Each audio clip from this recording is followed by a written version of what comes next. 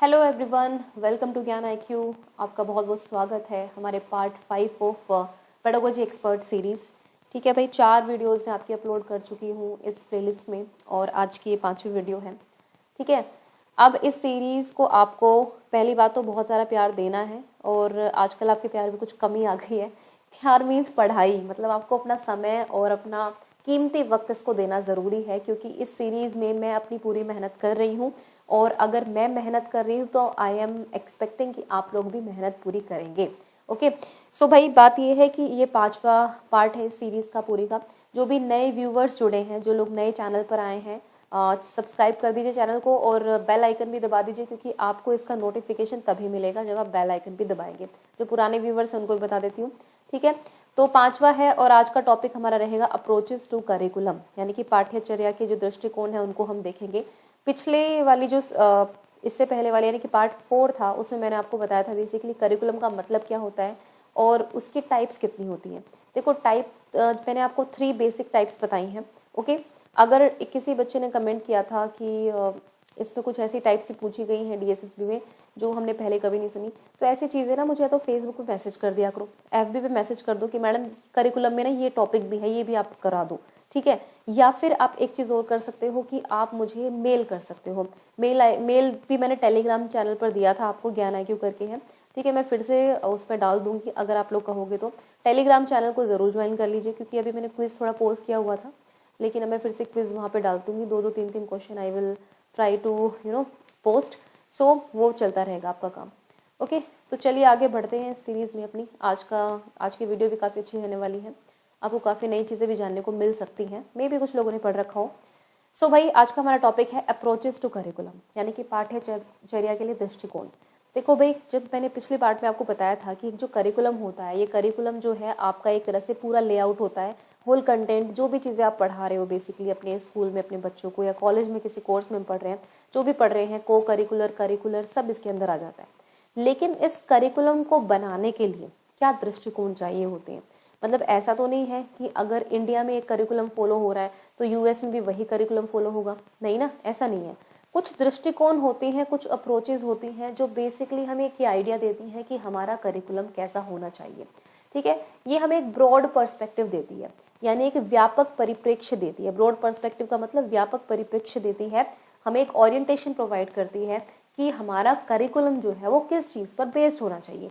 जैसे मैं एक एग्जांपल लूँ, जो हमारी कॉन्स्टिट्यूशन है, हमारा जो कॉन्स्टिट्यूशन है, यानी कि आप कह सकते हो हमारा संविधान जो है भाई, उसकी एक प्रेम्बल होती है, यानी कि उसकी प्रस्तावना है, तो पूरा संविधान उस प्रस्तावना को लेकर चलता है, तो एक अप्रोच होगी ना ये भी इसकी। सो इसी तरह से हमारा करिकुलम भी किसी ना किसी अप्रोच पर बेस्ड होता है। अब जिस भी अप्रोच को हम फॉलो कर रहे हैं उसी के हिसाब से हमारा करिकुलम ढल जाता है। मान लीजिए मैं कहती हूँ मैं गांधी जी को बहुत मानती हूँ, गांधी जी की जितनी भी फिलॉसफी रही है, जो भी है उनका आइडिया जो रहा है उसको बहुत मानती हूँ, और मैं करिकुलम डिजाइनिंग में आ गई, तो ऑब्वियसली मेरे ऊपर उनका इम्पैक्ट रहेगा, है ना। मैं उनकी वाली अप्रोच को फॉलो करने की कोशिश करूंगी। मैं ये नहीं कह रही कि गांधी जी का अप्रोच को लेकर चलते हैं, जी नहीं, ये मैंने आपको जस्ट एक एग्जांपल दिया है। अप्रोचेस तो बहुत बड़े पर्सपेक्टिव में होती है, वहाँ पर 1-2 लोगों की बात नहीं की जाती, वहाँ पर कुल मिलाकर एक बहुत बड़े पर्सपेक्टिव को दर्शाया जाता है। उसी पर्सपेक्टिव को जब हम करिकुलम डिजाइन करते हैं तो हम अगर हमें जो पर्सपेक्टिव, हमें जो अप्रोच अच्छी लगती है, हम उसको उसमें इनकलकेट कर देते हैं। Okay, so basically the approach to curriculum provides a broad perspective, orientation or position or position a particular curriculum is based on, जिस पर एक पर्टिकुलर करिकुलम जो होता है वो बेस्ड होता है, वो हमें पिक्चर प्रोवाइड करता है। Okay, approaches. अब देखो आज जो मैं आपको अप्रोचेस कराने वाली हूँ, अगेन देयर आर मेन, है ना, हर जो थिंकर्स होते हैं या फिर हर जो साइकोलॉजिस्ट होते हैं, एजुकेशनिस्ट होते हैं, सबकी अपनी अपनी एक अप्रोचेस होती हैं। उनके अकॉर्डिंग भाई सबने अपना अपना कैटेगराइजेशन कर रखा है, किसी ने 3 अप्रोचेस बता दी, किसी ने 4 बता दी आपको, लेकिन मैं आपको जो करा रही हूँ वो टोटल 5 करा रही हूँ। 5 अप्रोचेस हैं, बेसिकली मोटी मोटी ये अप्रोचेस आती हैं और इनसे क्वेश्चन आपके आ सकते हैं, एक्सपेक्टेड है। ओके, तो ये 5 अप्रोच कौन कौन सी है, इस पेज पे शायद आपको ये छोटी नजर आ रही होंगी। ठीक है, मैं थोड़ा सा डिजाइनर बनाने के लिए, थोड़ा अट्रैक्टिव बनाने के लिए इसको लिखा है। एनीवेज, नेक्स्ट जो मैं आपको एक एक स्लाइड में कराऊंगी तो सबको अलग अलग से कराऊंगी, वहां देख लेना।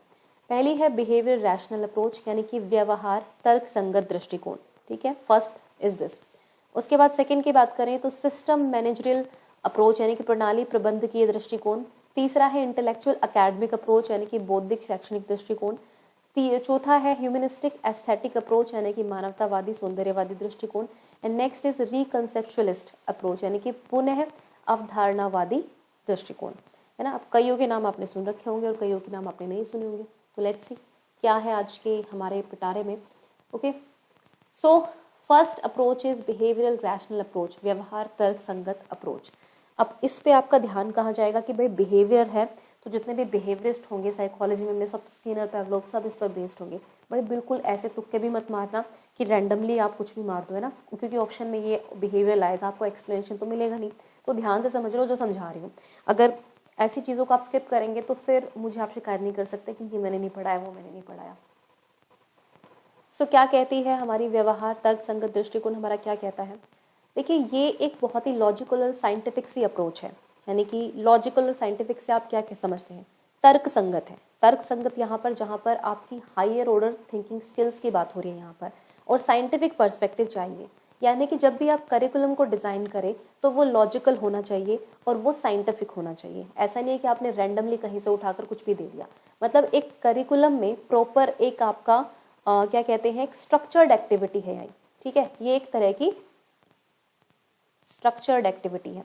स्ट्रक्चर्ड एक्टिविटी का मतलब क्या है, बेसिकली एक स्ट्रक्चर होना चाहिए कि ठीक है भाई यहाँ पर ये हमारे गोल्स होंगे, ये हमारे ऑब्जेक्टिव्स होंगे, ये हमारे लर्निंग आउटकम्स होंगे, ठीक है, ये हमारा टीचिंग मेथोडोलॉजी होगी, उसके अलावा ये हमारी टेक्स्ट बुक्स होंगी, ये हमारी ये चीज़ें होंगी। तो पूरी सारी चीज़ें हैं वो एक स्ट्रक्चर में चलती है। स्ट्रक्चर का मतलब देखो, स्ट्रक्चर बेसिकली होती है एक तरह का आपने व्यवस्थित रूप से संगठित रूप से आपने उसको बनाना है। तो यानी कि इसमें लॉजिकल अप्रोच के साथ होता है और इसकी रिसर्च होनी चाहिए। इसमें बिहेवियरल साइंस हो गई, ठीक है, या फिर जो भी होगी हमारी थिंकिंग होगी, जो भी है उसमें रिसर्च होनी चाहिए इस पर कुछ ना कुछ। आप रैंडमली उठा के कुछ भी करिकुलम में नहीं दे सकते हैं, ठीक है। और इसके सभी बिलीवर्स ये मानते हैं कि करिकुलम मेकिंग जो होता है वो एक सीक्वेंशियल और एक स्ट्रक्चर्ड एक्टिविटी है। ओके, यानी कि यहाँ पर कुछ ना कुछ आपके पास गोल्स होने चाहिए, आपके पास ऑब्जेक्टिव्स होने चाहिए, आपके जो कंटेंट आप पढ़ाएंगे उसका एक सीक्वेंस होना चाहिए, ठीक है। जैसे हम बुक्स में देखते हैं ना, बुक्स में आपके मान लीजिए 12 चैप्टर है तो उनको एक सीक्वेंस में दिया होता है। उनको प्राइमरी की बात करते हैं तो थीमेटिक बेस्ड होता है। तो यानी कि कुछ ना कुछ स्ट्रक्चर या कुछ ना कुछ लॉजिक उसके अंदर होना चाहिए।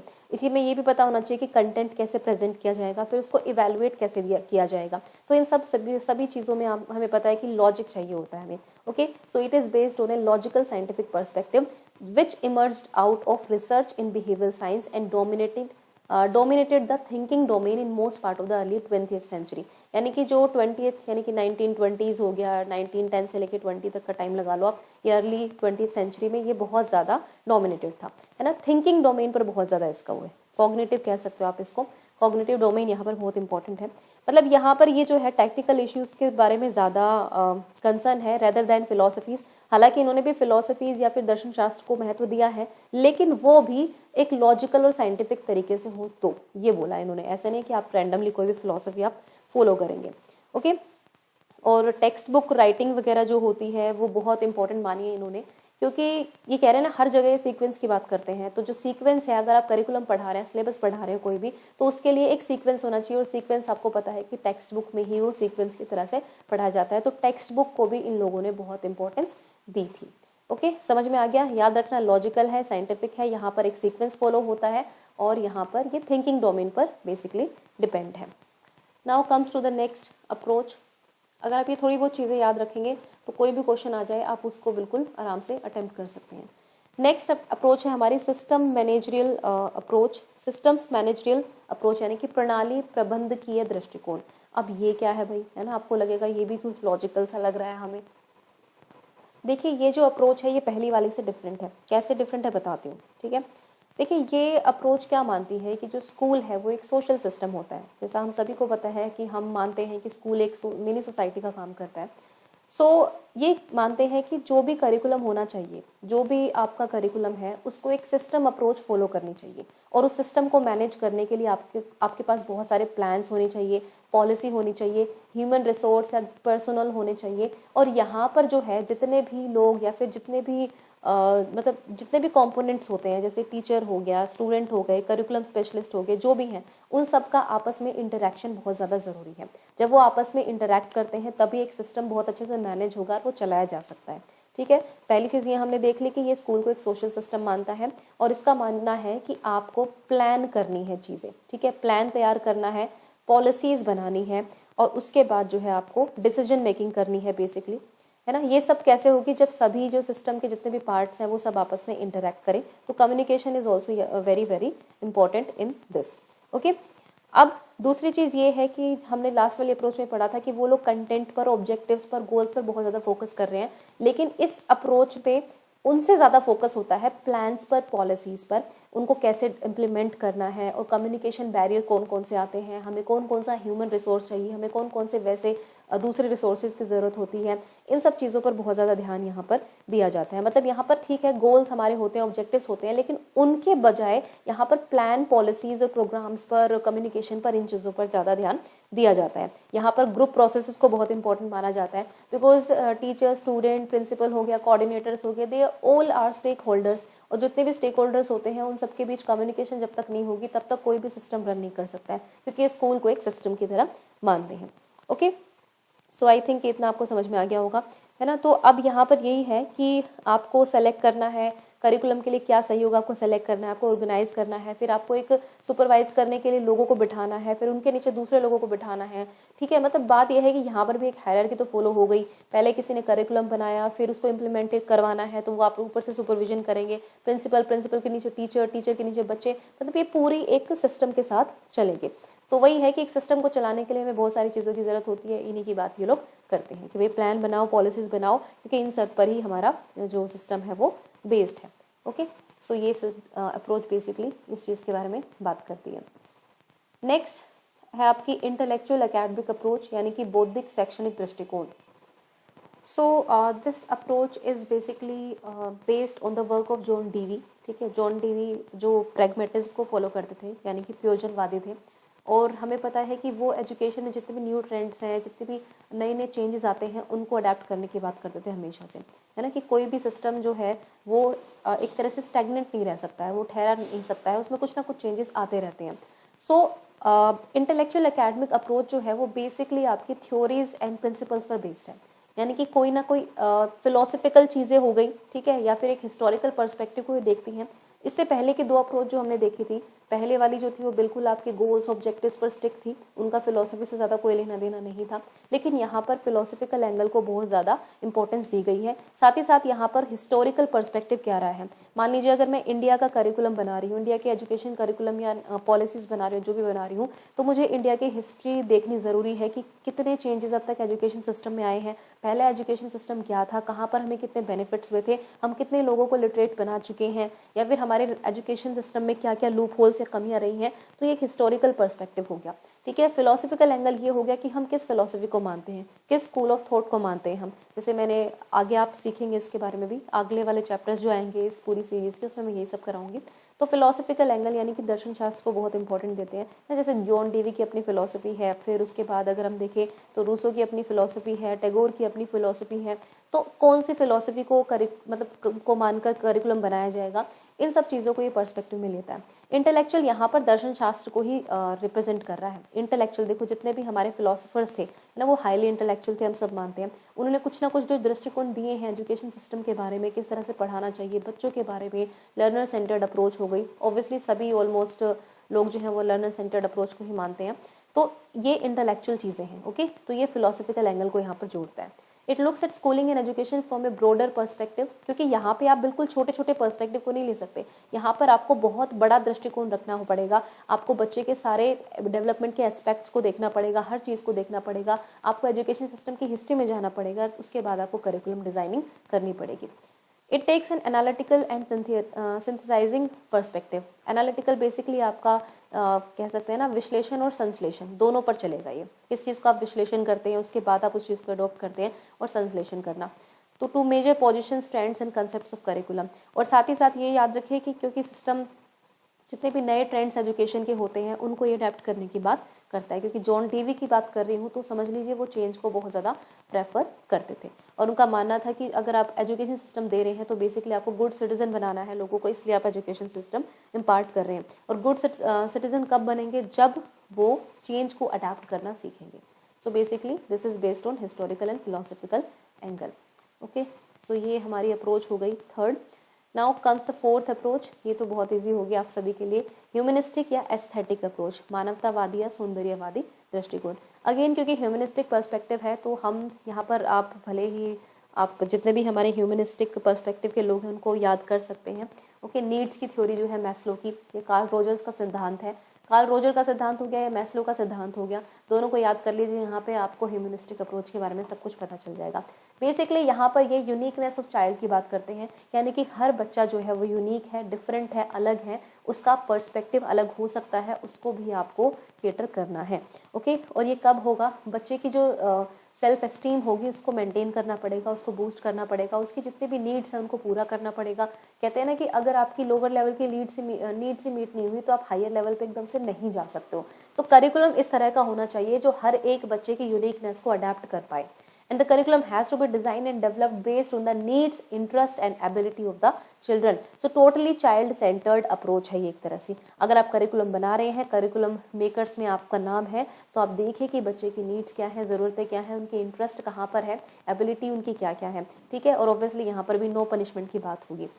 It lays stress on self actualization, आत्मबोध की स्थिति, and self reflectiveness of the learners. Self actualization, जब आपको आत्मबोध हो जाता है अपने बारे में, आपको पता है कि मैस्लो के उसमें हाईएस्ट स्टेज में आता है, हाईएस्ट टाइप ऑफ नीड्स में आता है ना। डायरेक्ट छोटा सा बच्चा तो सेल्फ एक्चुअलाइजेशन नहीं कर पाता है, ऑब्वियसली उसको बहुत सारे पड़ाव पार करने पड़ते हैं, बट ये ओवरऑल एक वो बता रहा है सिस्टम कि आपको आपका जो करिकुलम है वो बच्चों को सेल्फ एक्चुअलाइजेशन की तरफ ले जाने वाला होना चाहिए, साथ ही साथ सेल्फ रिफ्लेक्टिवनेस। देखो रिफ्लेक्शन क्या होता है, चिंतनशील, आत्मचिंतनशील का मतलब होता है आप कोई भी एक्टिविटी कर रहे हो या आपके द्वारा कोई भी कदम उठाया जा रहा है उस पर आपको सोचना है वापस से, क्या आपने वो सही किया, आपके क्या अच्छे या क्या बुरे परिणाम रहे उस चीज़ को करने से, और आप कितना सुधार उसमें कर सकते हो, कितना चेंज कर सकते हो। बेसिकली क्रिटिकली एनालाइज करना होता है आपको रिफ्लेक्ट करते वक्त, ठीक है। तो ये सारी चीज़ें हैं। तो हमारा जो करिकुलम है वो बेसिकली लर्नर सेंटर्ड होना चाहिए, ये ह्यूमनिस्टिक एस्थेटिक अप्रोच बात करती है। लास्ट है हमारी रिकंसेप्चुअलिस्ट अप्रोच, यानी कि पुनः अवधारणावादी दृष्टिकोण। सो पुनः अवधारणावादी दृष्टिकोण क्या कहता है, बेसिकली इन्होंने एक नया पर्सपेक्टिव देने की कोशिश की करिकुलम डिजाइनिंग में, जो भी कह दीजिए आप, ठीक है, विच इज सब्जेक्टिव, यानी कि जो व्यक्तिपरक हो, है ना। व्यक्तिपरक कहने का मतलब ये है कि वो पर्टिकुलर किसी आइडियोलॉजी को फॉलो करता हो बेसिकली, या फिर किसी पॉलिटिकल आइडिया को, पॉलिटिकल एजेंडा को फॉलो करता हो।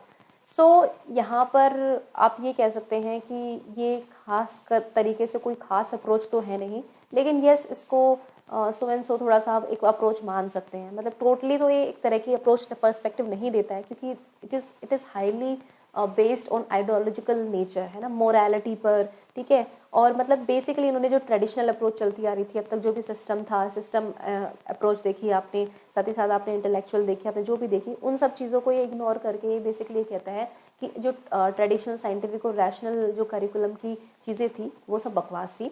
और इन्होंने कहा कि जो हमारा मेन इशू है वो मोरल है, वो आइडियोलॉजिकल है, वो विचारधारा का इशू है, वो मोरल इशू है, ठीक है। तो इन इश्यूज़ के बेस पर जो हमारा एजुकेशन सिस्टम है वो होना चाहिए। साथ ही साथ हमारे जो पॉलिटिकल और इकोनॉमिक डायमेंशंस हैं, या फिर जो हमारी पॉलिटिकल सिस्टम चल रहा है सोसाइटी में, उसको करिकुलम को फॉलो करना चाहिए। ओके, सो पुनः अवधारणावादी दृष्टिकोण जो है इन चीज़ों को मानता है। की पॉइंट्स याद कर लीजिए इसके कि ये सब्जेक्टिव है नेचर में। सब्जेक्टिव इसलिए कि ऑब्जेक्टिव क्या होता है, ऑब्जेक्टिविटी जहाँ पर बायसनेस नहीं आती। और बायसनेस का मतलब यहाँ पर मैं किस तरह से कह सकती हूँ, जैसे कि मान लीजिए अगर मैं कहूँ कि जो कॉन्वेंट स्कूल्स होते हैं ना, उनकी एक पर्टिकुलर आइडियोलॉजी होती है, मदरसा जो हो गया उनकी एक पर्टिकुलर आइडियोलॉजी पर चलते हैं वो। सो वो जो है वो सारे में भी इस अप्रोच को फॉलो करते हैं, ये मेरा मानना है ना। तो पॉलिटिकल आइडियोलॉजिकल कुछ ना कुछ अप्रोच होगी। ओके, आपका अगर कोई पॉलिटिकल एजेंडा है कि आप भाई ठीक है आप एक स्कूल खोल रहे हैं, वहाँ पे आप एक पर्टिकुलर चीज़ की विचारधारा को फॉलो कर रहे हो, है ना। जैसे पहले था ना यूएसएसआर और यूएसए में आपका कोल्ड वॉर था, तो हो सकता है यूएसएसआर की फिलोसफी, क्योंकि जब यूएसएसआर में जितने भी स्कूल्स होंगे वो सारे ही साम्यवादी होंगे, बेसिकली उस पर फिलोसफर चलते होंगे, और यूएसए में जितने भी होंगे वो सारे डेमोक्रेटिक लोकतंत्रवादी होंगे। तो ये भी एक तरह की क्या हो गया, आपका दृष्टिकोण हो गया बेसिकली, है ना। ये आइडियोलॉजीज होगी जिनको कोई करिकुलम या एजुकेशन सिस्टम फॉलो कर रहे हैं। तो आइडियोलॉजी पर, पॉलिटिकल चीज़ों पर, और कह सकते हैं आप मोरल चीज़ों पर, इन चीज़ों पर ही ये अप्रोच जो है वो फोकस करती है। और अगर हम आज के ट्रेडिशनल अप्रोच आज की अगर हम न्यू मॉडर्न अप्रोचेस को अगर देखें तो आपको देखने को मिलेगा कि थोड़ा बहुत अंश तो उसमें आइडियोलॉजी का भी होता है। ऑब्वियसली हमारा एजुकेशन सिस्टम हो गया वो हमारी पॉलिटिकल सिस्टम से भी बहुत प्रभावित होता है। तो हम ये नहीं कह सकते कि इसको आप बिल्कुल ही दरकिनार कर सकते हैं, फिर इसको बिल्कुल इग्नोर कर सकते हैं, नहीं। इसके भी कंटेंट आपको देखने को मिलते हैं आज के करिकुलम में। जब भी हमारी करिकुलम डिजाइनिंग होती है तो उसमें प्रॉपर आइडियोलॉजी भी मिक्स होती है, उसमें पॉलिटिकल एजेंडाज भी मिक्स होते हैं, है ना। हम क्यों पर्टिकुलर किसी हिस्ट्री में कौन से चैप्टर हमने ऐड कर रखे हैं, कौन से नहीं ऐड कर रखे हैं, ये सारी चीज़ें भी पॉलिटिकली डिसाइड होती हैं। आप माने चाहे ना माने, मतलब ये मेरा मानना है। ओके, सो ये अप्रोच इस चीज़ के बारे में है। 2-4 चीज़ों पर फोकस कर लेना, आइडियोलॉजिकल, ठीक है, moral, political institutions and subjective in nature. So this is the last approach of curriculum designing. Okay, so guys ये थी आपकी 5 अप्रोचेस। हम ये नहीं कह सकते कि जितना भी करिकुलम आता है वो केवल एक अप्रोच पर बेस्ड होता है। ऑब्वियसली इनका मिक्सअप सही होता है, सारी चीज़ों को आप मिक्स कर दें उसके बाद ही हम एक नया डिज़ाइन लेकर आते हैं। हाँ, ये हो सकता है कि किसी पर्टिकुलर करिकुलम के अंदर किसी अप्रोच का ज़्यादा मतलब परसेंटेज होता है, किसी का कम होता है ना। मान लीजिए हमने कंसेप्चुअलिस्ट जो अप्रोच है उससे हमने 20% ही लिया, बाकी हमने ह्यूमनिस्टिक से ले लिया, 80 और 20 का बना दिया, या किसी से हमने 10-10-10 ले लिया और एक से हमने 60 ले लिया। तो बेसिकली वो वाली बात है ना। कोई भी करिकुलम डिजाइनिंग जब होती है वो एक पर्टिकुलर एक ही अप्रोच को फॉलो करेगा, ये मैं नहीं मानती हूँ आज के टाइम पे। मुझे लगता है हर चीज़ में मिक्सचर हो जाता है, हर सारी चीज़ों का। Okay, so this was the video for today, I hope you like it, है ना। अगर अच्छे लगे तो लाइक कर देना भाई, और पढ़ना शुरू कर दो, क्योंकि आप लोगों का ट्रेंड देख लिया है मैंने। जब कोई नई सीरीज स्टार्ट करती हूँ तो ऐसे बूम हो जाते हो, और जब जैसे ही वो उसकी 1-2-4 वीडियो आती हैं उसके बाद धीरे धीरे आपका कंट्रीब्यूशन भी जीरो होता चला जाता है। मतलब ये मेरी मैंने देखा है, ये ट्रेंड देखा है मैंने बच्चों में। हालांकि मुझे लगता है ये ह्यूमन नेचर ही है। खैर जो भी है, आप जो कहते हैं ना, एक लाइन बोलते हैं कि at the end of the day you have to use your own wisdom. आपको अपनी खुद की दिमाग को ही यूज़ करना पड़ेगा, तब आपको डिसीजन लेना पड़ेगा। फिर आप बाद में ये नहीं कह सकते कि इसने हमें बोला, उसने हमें बोला, ये बोल रहा था, वो बोल रहा था, क्योंकि अल्टीमेटली आपके कार्यों के लिए आप खुद ही जिम्मेदार होते हैं। सो प्लीज़ पढ़ें, किताब उठा लीजिए और पढ़ना शुरू कीजिए। Okay, thank you for watching ज्ञान IQ।